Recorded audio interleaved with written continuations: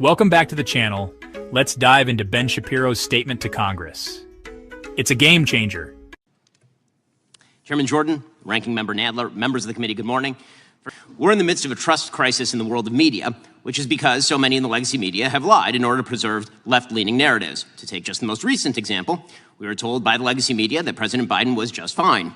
For years, anyone who questioned his health and mental fitness was trafficking in cheap fakes. And then President Biden went out and engaged in a full-scale mental collapse on stage in front of hundreds of millions of people. So we can see why Americans, at least Americans who are not Democrats, do not trust the media. The question isn't really why the legacy media have lost Americans' trust. We know that answer. The question is why, despite that loss of trust, the legacy media continue to gain share in the advertising market. And the answer is simple. There is, in fact, an informal pressure system created by Democratic legislators, this White House, legacy media, advertisers, and pseudo-objective brand safety organizations. That system guarantees that advertising dollars flow only to left-wing media brands. Let me explain how this works. When a conservative competitor to the legacy media arises, members of that legacy media and their political allies rush to paint such competitors as dangerous. The commentator Kara Swisher of the New York Times, for example, told the head of YouTube that my videos at Daily Wire were a, quote, gateway drug that would lead children, including her own teenage son, to watch neo-Nazi content. Never mind the yarmulke.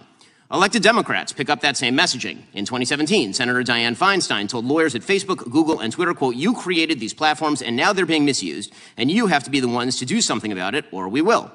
Social media companies react to incentive structures, including threats. They've responded by adopting the standards of third-party left-wing informational safety groups like the Global Alliance for Responsible Media, or GARM. GARM purportedly sets brand safety standards, objective standards by which advertisers and platforms can supposedly determine just what sort of content ought to be deemed safe for advertising. In reality, GARM acts as a cartel. Its members account for 90% of ad spending in the United States, almost $1 trillion. In other words, if you're not getting ad dollars from GARM members, it's nearly impossible to run an ad-based business. And if you're not following their preferred political narratives, the ones that Kara Swisher and Dianne Feinstein would follow, you will not be deemed brand. He highlights a trust crisis in the media, pointing fingers at legacy outlets for pushing left-leaning narratives.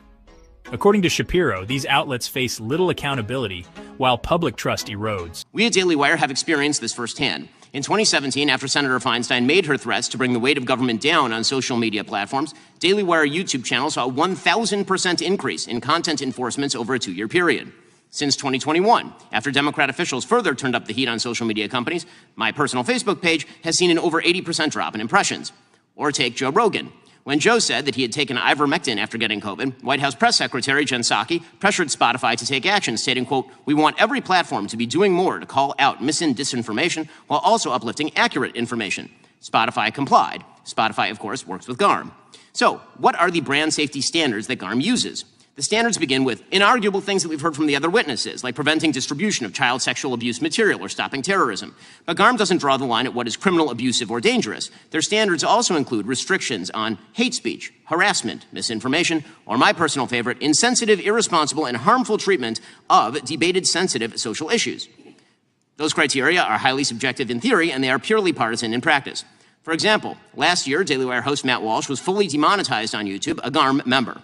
Why? For quote-unquote misgendering, which to GARM is to say that men are not women. Perfectly obvious facts now run afoul of GARM's censorship standards.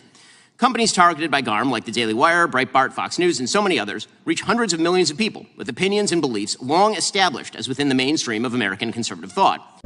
GARM and its members have no respect for the beliefs of those people. They would like them marginalized or squashed. It's time to stand up for the First Amendment in this Congress. Congress can do so in 2 ways.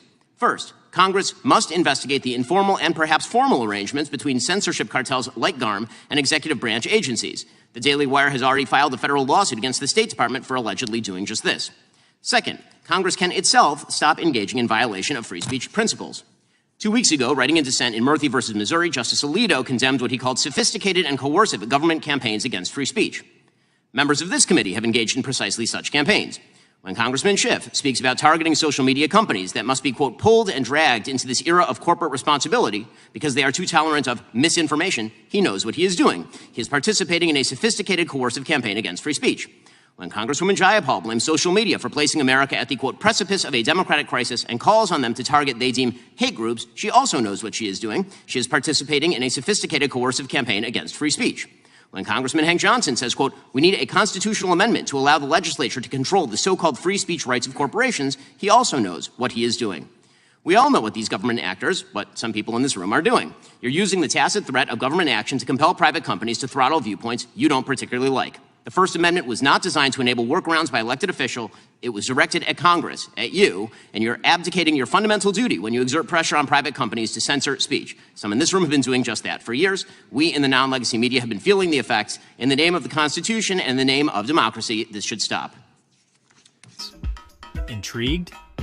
Hit that subscribe button and stay informed.